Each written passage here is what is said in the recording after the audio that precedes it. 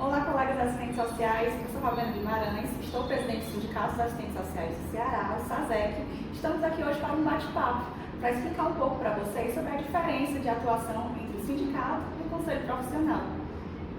Olá, meu povo, eu sou Ana Paula Silveira, estou presidenta do CREA Ceará e juntamente aqui com a Ravena, a gente quer apresentar também, além das nossas diferenças, também quais são os espaços de luta comum que o Conselho Regional e o SASEC constroem aqui no estado do Ceará. Então, Ravena, explica aí para o pessoal e para mim também um pouco do que é o sindicato, qual é o papel do sindicato. Sim, é importante que os assistentes sociais compreendam que o sindicato ele cumpre uma função constitucional, inclusive no artigo 8 da Constituição, inciso 3, que fala que o sindicato cabe à defesa do interesse dos profissionais, né, e também de seus interesses coletivos ou individuais. E ninguém melhor, né, Ana Paula, que os assistentes sociais para compreender como que se dá essa atuação do sindicato, uma vez que todo mundo sabe que essa relação capital-trabalho é uma relação extremamente desigual, exploradora.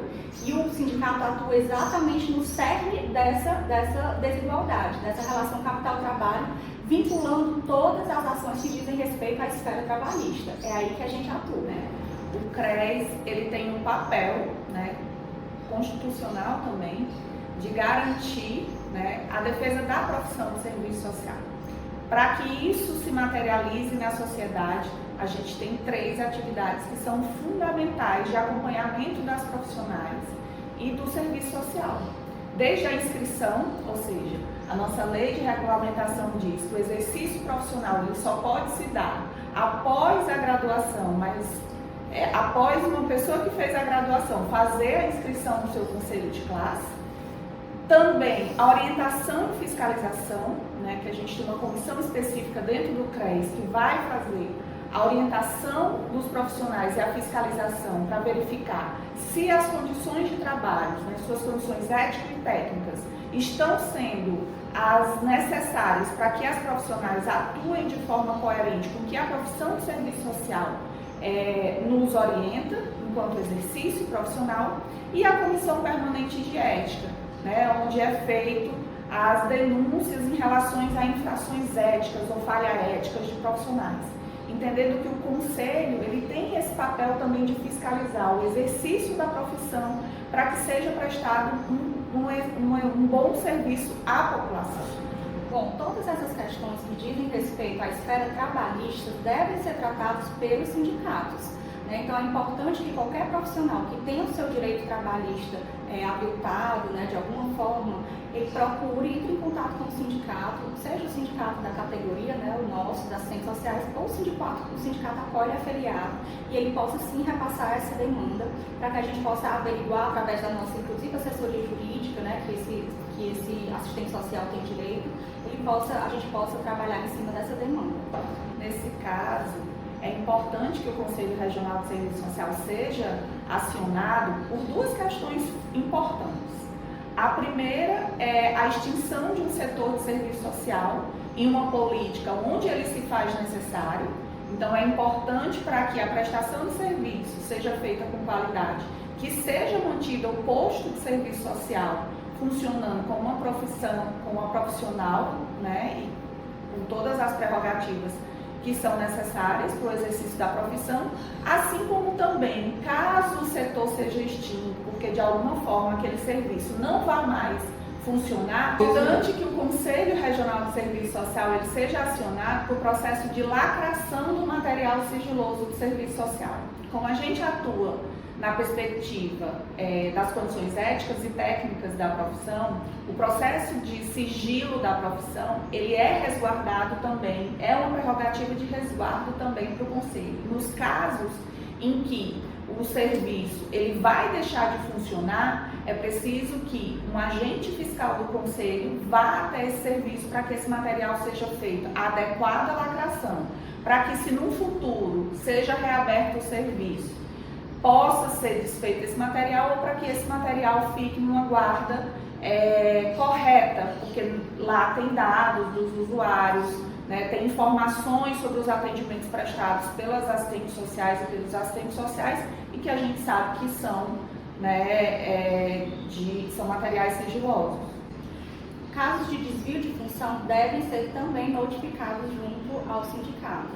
É importante a gente saber disso, porque a gente vai atuar também de forma conjunta com o Conselho Regional de Serviço Social. Até porque se você foi contratado para uma determinada função, você tem que exercê-la. Qualquer desvio daquela finalidade do seu exercício profissional para uma outra função, remanejamento, para algo que você não tem as atribuições, as competências para fazer, deve ser comunicado à entidade sindical. E no Conselho Regional de Serviço Social é fundamental, principalmente em relação à carga horária de trabalho. Geralmente isso acontece numa perspectiva, né, de fugir das 30 horas, né, e fazer com que a profissional atue como assistente social, mas que ela tenha uma carga horária muitas vezes excedente. Ou então, que esteja na função de assistente social, no cargo, né, de assistente social, mas que desenvolva outras funções que são alheias às atribuições e competências. Então é importante que o conselho esteja junto, inclusive em interlocução com a entidade, ou com o serviço, ou com o próprio, né, ente governamental, para trazer quais são as atribuições e competências que são, né, do assistente social e que, portanto, ao ser contratada como assistente social, o profissional ou a profissional deve exercer. E sobre esse assunto, é importante também a gente ressaltar que o profissional ele deve ser contratado respeitando a sua nomenclatura profissional, ou seja, assistente social. Quando ele é contratado com qualquer nomenclatura diversa dessa, isso pode sim ser caracterizado um desvio de função quando esse profissional exerce atividades, né, com competências e atribuições daquela área, ou então está contratado com uma outra nomenclatura. E ainda em relação, né, sobre isso que Ravena trouxe, tem a questão do próprio uso do registro profissional. Né? Então, se aquele profissional que está exercendo uma função que não usa o nome de assistente social, né, muitas vezes para fugir de uma questão da carga horária, né, salário, enfim, ele utiliza, né, o seu registro profissional nas atividades que ele exerce naquela instituição, né, o carimbo, o número do conselho, como a gente está acostumado a dizer, isso também pode ser caracterizado de desvio de função, porque na verdade ele está exercendo uma atribuição enquanto assistente social, mas que por outros motivos aí da relação com o empregador, ele não está contratado com aquela nomenclatura. No caso de desobediência à lei das 30 horas, é importante que isso seja comunicado ao sindicato, uma vez que a gente sabe que a gente tem esse direito conquistado na lei das 30 horas, e quando a carga horária excede essas 30 horas, a gente precisa atuar. A lei das 30 horas é muito clara quando ela estabelece que não pode haver redução de carga horária com redução salarial. Então, quando isso acontece, imediatamente é importante acionar o sindicato para que a gente possa notificar esse órgão que está em descumprimento. É importante que o conselho seja acionado nesse momento pela Comissão de Orientação e Fiscalização, para que a gente possa oficiar a instituição orientando que existe uma legislação, como a Ravena já mencionou, que a gente convencionou de chamar a lei das 30 horas, e dizendo que as assistentes sociais, os assistentes sociais, a sua carga horária é de 30 horas. Então é fundamental que a gente receba essa notificação. Assim como esse movimento, né, de vinda da comunicação externa, a gente também faz monitoramento de editais, especialmente, né, seja de concurso público, seja de seleções, para ver se a carga horária ela está em conformidade com o que a lei da nossa categoria profissional orienta, e também se não há uma discrepância de salários, e aí caracterizando uma redução de salários, como a Ravena já mencionou, em relação às outras categorias profissionais, e que possa, né, se caracterizar uma redução por conta e consequência da carga horária de 30 horas.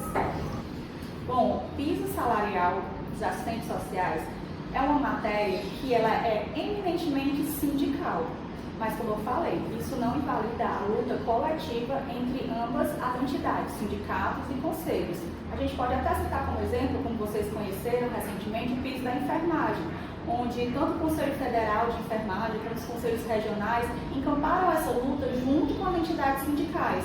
Por isso é importante que todos os assistentes sociais também possam estar próximos das suas entidades representativas para fortalecer conjuntamente essa luta. E aí, trazendo agora no panorama mais recente, realizando no dia 27 de fevereiro, uma reunião com vários assistentes sociais, entidades sindicais do serviço social e também parlamentares ligados aos projetos de lei da nossa categoria. Entre elas, a deputada Alice Portugal, autora de vários projetos de lei do serviço social, dentre eles a do nosso piso. Onde nós, inclusive, traçamos algumas estratégias coletivas para dar seguimento a essa luta. Mas é importante também contextualizar o panorama histórico que nós vivenciamos. Desde dezembro de 2022, foi aprovada uma emenda constitucional número 128 de 2022, em que ela obriga que qualquer piso salarial, para ele ser aprovado, tem que ser indicado uma fonte de financiamento. Ou seja, da forma como está hoje, a gente não consegue colocar o nosso piso para ser aprovado nas comissões da Câmara Federal se a gente não indicar essa fonte de financiamento. Isso vocês devem lembrar até mesmo da enfermagem, que foi preciso indicar uma fonte de financiamento para o piso. E nós, como somos uma categoria espraiada, que atuamos em diversas áreas de atuação, nos mais diversos espaços socioocupacionais, na saúde, assistência social, educação, previdência, habitação, enfim, fica mais complicado ainda a gente conseguir definir uma fonte de financiamento para cada uma dessas áreas. De toda forma, nós estamos seguindo nessa luta coletiva, como eu já falei, para que a gente consiga, de fato, trabalhar dentro do Congresso Nacional essa perspectiva de atuação do piso. Para que vocês entendam, essa frente ela é suprapartidária, ou seja, tem diversos deputados federais e senadores, porque ela é mista, participando e atuando junto com entidades da sociedade civil organizada, os conselhos, os sindicatos, para que a gente possa trazer dentro dela o debate não só sobre os projetos de lei da nossa categoria, mas tudo o que diz respeito à valorização do serviço social. É um importante espaço institucional de atuação dos assistentes sociais dentro do Congresso Nacional. É importante também que a categoria entenda que existem pisos que dizem respeito, por exemplo, a convenções coletivas de trabalho. E isso o SASEC já vem trabalhando e atuando anualmente quando a gente fecha nossas convenções e acordos coletivos. Nessas convenções e acordos que têm força de lei, ou seja, qualquer tipo de desobediência a essas normas, cabe sim uma atuação direta do sindicato. A gente ampara esse profissional para que ele tenha um piso, como o próprio nome já diz, ou seja, que nenhum valor inferior àquele que está sendo estipulado na convenção seja praticado para aquele profissional. Então a gente já tem esses direitos conquistados, mas que eles só se aplicam aos empregados seletistas, ou seja, que trabalham de carteira assinada. Para os demais, ou seja, para os profissionais que atuam na iniciativa pública, seja no âmbito municipal, estadual, federal, é que a gente necessita de fato dessa lei de estabelecimento do piso salarial, que, como eu já disse, é uma luta coletiva de ambas as entidades. E embora a responsabilidade legal, por assim dizer, seja do sindicato, é uma matéria do sindicato, o Conselho Regional ele vem se somando a essa luta já há muitos anos, seja no debate local, aqui no estado do Ceará, da construção de um projeto de indicação de um piso estadual, daqui a pouco eu falo um pouquinho mais sobre ele, como também na luta nacional, na construção desse piso, entendendo todos esses desafios que a gente encontra, que Ravena muito bem explicou. Mas aí a gente percebe também que isso não é uma preocupação somente das entidades, mas que é uma preocupação da categoria. A gente sabe que em diversos espaços, sejam redes sociais, sejam presencialmente, seja individualmente, a partir dos conselhos e diretoras das entidades, vocês sempre nos procuram na perspectiva de perguntar sobre o piso. E aí é nosso papel enquanto entidade estar à frente da mobilização, para que esse debate ele avance, principalmente dentro das casas parlamentares, mas também é fundamental o seu papel, você que está aí nos assistindo agora, como é que você pode se implicar em relação à luta pelo piso, porque as entidades elas têm um papel, elas têm uma representação legal, mas elas se constroem também em coletivo. né, é importante também que a categoria se implique nesse processo. E aí, sobre o projeto de indicação que eu falei anteriormente, há um projeto de indicação aqui no estado do Ceará, que foi enviado para o governador em 2022, mas esse projeto de indicação ele ainda não foi regulamentado. Então, aqui no estado, nós já conseguimos alcançar um pouco mais do que nacionalmente, né, e mais do que até em outros estados. Falta a assinatura do governador, né, para que de fato esse piso que foi debatido, foi discutido a partir de um estudo em relação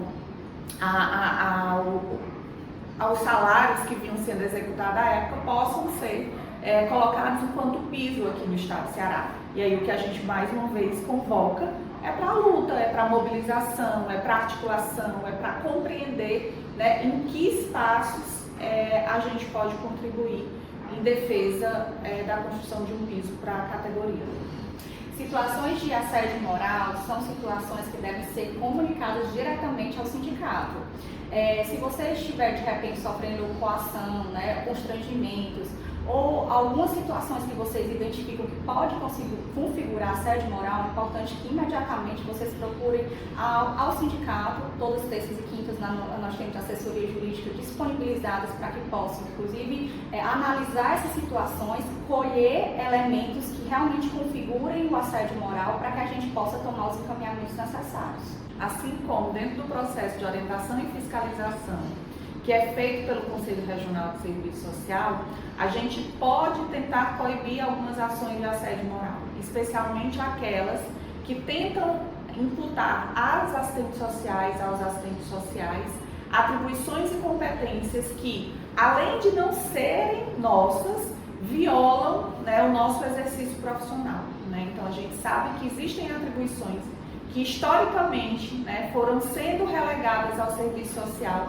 mas que não são nossas. Então é importante que o Conselho também receba informação sobre esses processos, né, de assédio, não para atuar da mesma forma que o sindicato atua, mas também atuar numa perspectiva de preservação da profissão, que aí vai também trabalhar a preservação do profissional envolvido naquele processo, no sentido de que o exercício da profissão seja feita coerentemente com que ela é regulamentada. Então é fundamental também que a gente receba essa informação para que a gente possa, né, notificar a instituição, né, e passar quais são as atribuições, quais são as competências da e do assistente social. Né? Mais uma vez, é a comissão de orientação e fiscalização que vai ter um papel fundamental nesse processo, né? Que é justamente, a partir das visitas na entidade, fazer uma análise criteriosa do ambiente de trabalho, das condições éticas, das condições técnicas, das condições de local onde o serviço social está instalado, para que a partir daí possa orientar essa instituição qual é o melhor local, qual é as condições necessárias para o nosso exercício profissional. Uma questão que é muito recorrente é o espaço de escuta ao usuário, né? A garantia do sigilo profissional, né? Entendendo que o sigilo profissional ele é fundamental para a nossa atuação. Então, a comissão de orientação e fiscalização, ela como é que eu vou dizer assim, o ator e a atriz principal nesse processo, né? Lembrando que quando a gente não consegue ter essas condições, a gente às vezes corre o risco de cometer uma infração ética. Então é importante que a gente, enquanto profissional, e aí eu falo também desse lugar enquanto assistente social, a gente também se resguarde enquanto profissional. Eu digo que o conselho e o sindicato, eles são parceiros eternos no nosso processo de trabalho, né? Sejam para questões que sejam trabalhistas, no sentido dessa relação com o empregador, seja para relações trabalhistas no sentido das condições onde eu exerço o meu trabalho. Então, a gente está sempre aqui, né, de portas, telefones abertos, para que vocês estejam cada vez mais próximos, né, cada vez mais próximos, e a gente possa estar contribuindo no processo de exercício da profissão de vocês. E complementando essa atuação, o sindicato também, ao realizar as visitas institucionais que recorrentemente nós fazemos nos espaços socioocupacionais onde atuam os assistentes sociais, ao identificarmos que aquele determinado local também não dispõe de condições éticas e técnicas de trabalho, nada nos impede, inclusive, notificar, de encaminhar essas situações para que o CRES possa agir conjuntamente. É obrigação do empregador garantir um ambiente de trabalho protegido e seguro para os profissionais assistentes sociais. Então, nesse caso em que existem determinadas situações de insegurança que esses profissionais estão vivenciando, que são reiteradas, que isso seja comunicado ao sindicato, porque a gente atua notificando esses casos e buscando intermediar essa situação junto aos empregadores. Uma outra questão que eu vejo também, Ravena, é em relação ao próprio objeto do nosso trabalho, né? A gente atua no enfrentamento às expressões da questão social. E dada a própria condição da nossa sociedade hoje, né, onde a gente tem as relações cada vez mais baseadas, né, na violência, às vezes as pessoas estão extremamente agressivas no seu contato com outras pessoas, isso pode também acarretar em risco, né, no espaço socioocupacional da assistente social. Então, é importante, primeira coisa, né, que se revisite se as demandas que estão sendo colocadas para profissional assistente social são de fato demandas do serviço social, né? Nós não temos a responsabilidade pela segurança dos espaços ou de coibir a entrada ou saída de pessoas do espaço onde nós atuamos, né? Isso há um setor específico que deve cuidar dessa questão. E também garantir que todos os protocolos que estão relacionados a situações de violência, eles sejam seguidos, né? Que não fique delegado à assistente social cumprir atividades ou demandas que não são cumpridas por outros trabalhadores ou por outras trabalhadoras. E aí, nesse caso, é fundamental, novamente, vou trazer a COF, né? Eu acho que ficou mais que conhecido aqui nesse vídeo, o papel da Comissão de Orientação e Fiscalização, no sentido tanto de orientar os profissionais no que elas podem, devem, atribuição, né, como também fiscalizar esses espaços, né, conversar com esses empregadores que, além de ter essa obrigação da garantia, da proteção e da segurança do espaço como um todo, também a garantia de uma proteção e de uma segurança no exercício da nossa profissão. Bom, as entidades, o CRES, né, a SASEC também, mas eu vou falar pelo CRES, né, a gente é sempre procurado em relação às demandas de estágio, né? A gente sabe que hoje, com a ampliação do número de instituições de ensino de serviço social, as demandas por estágio também, né, se acirraram, né? E aí a gente sempre tenta orientar, e esse vídeo também nessa perspectiva de orientação da categoria e também das assistentes sociais em formação, de que estágio ele é uma ação da instituição de ensino. É a instituição de ensino a qual você está vinculado que é responsável por procurar os espaços onde vai ser possível você fazer o seu estágio. Até porque, né, existem critérios para que esse estágio se desenvolva, né? Existe uma limitação de quantidade de estagiários que cada profissional pode assumir a partir da sua carga horária naquele trabalho, né? Existe também o que é executado naquele trabalho que pode, de fato, ser um espaço de aprendizagem para as estagiárias, para os estagiários, entendendo que o estágio ele não é só uma proforma, ele é um passo do processo de formação, né, em serviço social. Então, é fundamental que isso seja muito bem organizado pela instituição de ensino, né? Lembrando que tanto o conselho como o sindicato, eles vão atuar juntamente com os profissionais que já são graduados, né? No caso do conselho, os profissionais são graduados e que são registrados no conselho, né, e no sindicato, no caso daqueles que são inscritos.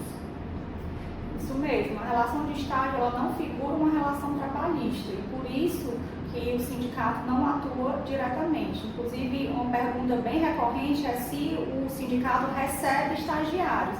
E exatamente porque a gente lida, né, não faz atendimento a usuários, não existe uma política pública que a gente desenvolva, é exatamente por isso que não temos condições de funcionar como um ambiente de acolhimento de estagiários, por isso que a gente não tem. Então, para a gente finalizar, né, aqui o nosso bate-papo, né, dizer que isso é uma demanda que veio da categoria e que para a gente é muito importante, porque é uma forma também de dialogar com você, né, de expor, né, de forma mais clara, né, assim, mais dialogada, qual o papel das entidades. A gente sabe que nem todas as dúvidas foram dirimidas nesse bate-papo, mas que é um espaço também para a gente chegar mais perto, para a gente conversar, né? Inclusive a possibilidade da gente construir, né, um segundo vídeo a partir, né, dos comentários e das perguntas que possam surgir a partir desse. E deixar o convite, né? Estar na gestão de uma entidade de serviço social é muito importante, mas é muito importante também que traga outras pessoas para esse espaço, porque essa construção ela é coletiva. Aqui no CRES nós somos em 18 conselheiras e conselheiros, mas o CRES ele é muito maior, né? Nós temos um número muito grande de profissionais inscritos, nós tentamos desenvolver atividades que chamem esses profissionais aqui para dentro. Então nós temos GTs, nós temos comitês, né? Nós temos espaços de diálogo e temos espaços também que podem ser construídos, né? Espaços que podem ser propostos pela própria categoria. Então, agradecer a oportunidade dessa conversa com Ravena, que é uma companheira de luta, de profissão, e deixar o convite para vocês, que vocês estejam mais presentes aqui no CRES Ceará.